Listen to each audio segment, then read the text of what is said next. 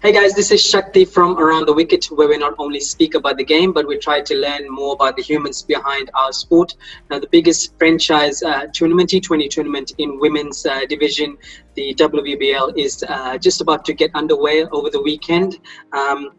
It's been going from strength to strength, and obviously different circumstances at the current moment, but I'm pretty sure it will still provide the entertainment that the cricket lovers here in Australia and the world would love.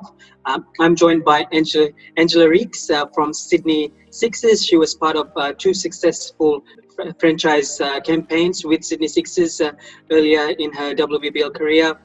Moved to the Melbourne Stars for a couple of years, and now back in the magenta for the Sixers. Angela is coming back from an Achilles injury as well, so hopefully she plays a key role in the season as well as against the Thunder on Sunday. Angela, thank you so much for joining me. No worries, thanks for having me. Tell me how things are going in the bubble. Obviously, like I said, it's a very different scenario here than previous WBBL seasons. Tell us how things are going. Yeah, it's going really well. I think Cricket Australia and the WBBL have done a tremendous job to put this together. You walk through and you just can't believe it's happening. You have to pinch yourself, especially after COVID this year, and we weren't really sure if we were going to get any games in cricket. So hopefully Sunday goes ahead. I know there's a bit of rain around, but really looking forward to getting on the field. And the bubble's pretty unique. It's probably something that we might never experience again, and it's really cool. Fingers crossed the rain stays away for you all. Before we talk about WBBL and the Sixers, tell us about your injury. Obviously, you took the whole season off last year for recovery. How was the recovery process? Achilles tear is always a very difficult injury to come back from. How was that 1 year period? Was it frustrating? Look, I wouldn't recommend tearing your Achilles. It was a pretty difficult rehab. You had to be super meticulous, and from day one, I think I was doing banded exercises, and every single day was filled with something to do with my Achilles, and it was really hard. You almost identified as the girl with the Achilles tear, and everything I did had to sort of shape around my rehab and getting back on the park. And I guess the second that I did it, the first thing that went into my head was, oh my gosh, 9 months. Wow, that's before any other emotion. I just was sort of overwhelmed, I guess, with my job. I kind of understand what an Achilles rehab looks like. So all the thoughts started flooding into my head. Oh, will I ever get back on the park again?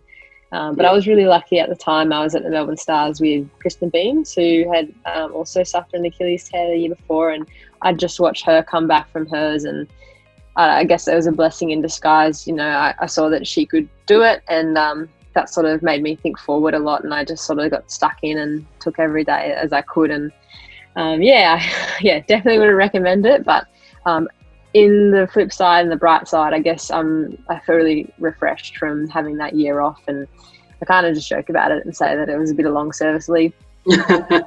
Obviously, with injuries like those, when you start getting on the mend and starting to play a little bit, does your confidence get hit at all, or you have a good support staff there to ensure that you're not coming back too early? I guess I was super lucky, and I feel really grateful for this, where the sports doctor that I work with, I also work with professionally in Nice. my exercise physiology role. So she actually drove down that afternoon with the boot that I had to get into. And apparently if you don't get into one of these boots within the first 48 hours, then your recovery chances are really, really affected. And then I also work with the surgeon who operated on me. So he was awesome, and he knew how much getting back on the park meant to me. So he sort of from the get-go reassured me and said, look, we're going to get you back playing cricket. And I said, that's all I can ask for right now. And again, he rushed me in to get surgery 2 days later, because apparently if you don't get that surgery within the first 10 days, then you're not a good chance of making a full recovery. And I guess I still haven't made it onto the park for that first domestic game. It's been a long wait, and I'm really looking forward to it. But aside from that, I really have to thank my boss. He was actually my physio as well. So all the people that supported me, were tremendous, and I actually had a close relationship with them beforehand. So the stars really aligned for me there. And Cricket ACT, they couldn't have done anything better. Their support and just their ability to just help you outside of cricket as well was just absolutely elite. And I just had the most support any player could ever ask for. So there was really no reason why it could have gone wrong. Yeah, sounds like you were in great hands, Angela. Now let's talk about the Sixers. Like I said, the first two campaigns, successful campaigns for yourself and the team. Tell us about that experience and how different is it now? Yeah, it was that WBBL 2, I think it was, where we won our first one after losing to the Thunder that first year. I think it was 7 in a row we'd won to make it into the final. That first final, I'm getting goosebumps talking about it now. That was incredible, just to see the girls sort of get together, and it was a real culture shift for us that got us through to that final game, and people putting performances on the park. So like most players, we obviously want to get another one on board, and it'd be really cool if we could do that this year. But the competition's so great at the moment with so many different people from different countries and the domestic players improving. We'll just have to put our best team on the park every week and hope that we can get a few results our way. Obviously, the Sixers, this season, filled with superstars. You got the likes of Ellyse, Alyssa, Healy, Dan Van Niekerk, Ash Gardner, and a mix of youth as well. Very talented, youngsters in there. What excites you most about the squad? I think, I guess the last season probably didn't go to plan with Ellyse Perry going down towards the back end, and that sort of actually allowed for some younger players to step into some roles that they hadn't done before, and they've definitely grown from that. And so I think the fact that there's a bit more depth within the youngsters for the Sixers, they won't need to rely so heavily on the top 6 this year, I think is really exciting. Let's talk about, not the magenta, but the green, the Melbourne Stars. How was your time with the Melbourne Stars over the last 2 years? Yeah, I really enjoyed it down there. It was nice. It was a personal move for me just to get a bit more opportunity and spend some more time in the middle. And I got that. Unfortunately, I didn't get to go back for that second year, but I really enjoyed my time with the Melbourne Stars, and I thank them for everything that they did for me. And with the Sixers now, obviously in the bubble, what's the preparations looking like? You probably haven't spent as much time as you would have liked, but, how's the training sessions coming along?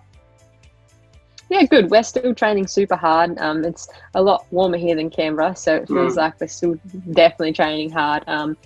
I guess with the bubble, it's a bit different. It depends how you look at it, I guess, what lens you're looking through. But I think it's fantastic because we're pretty well looked after. Our meals are getting cooked for us. We're not really having to do much cleaning up and cooking, which is a bonus for anyone, I guess. And yeah, I think it's just as busy as usual. You're just training and trying to get as much downtime in between meetings and things like that as you can. So yeah, I think it'll be an even playing field for everyone in that sense that, we've all got the same access to the same facilities. So it'll be a really interesting competition. That you are the captain of ACT Meteors. I guess you have played cricket for some time now as well. Do you feel that your leadership and your experience will be extremely valuable to the team this year with the youngsters in there? Yeah, I can hope so. I think actually the youngsters here have gone through the Cricket New South Wales pathway, and it's probably one of the best in the world. So they're actually quite well equipped, probably just as equipped as me, but they're really good at asking questions. So if they are asking questions, I'm always happy to help out. And yeah, I love trying to sort of give back to the younger players. Like I got that information when I was young, but I've been very impressed with our youngsters. So watch out for them. Yep, absolutely. We're looking forward to that as well. Now the stalwarts, I guess, with the Sixers, Ellyse Perry and Alyssa Healy, how is it playing with them? And what type of role do they play with the Sixers this season?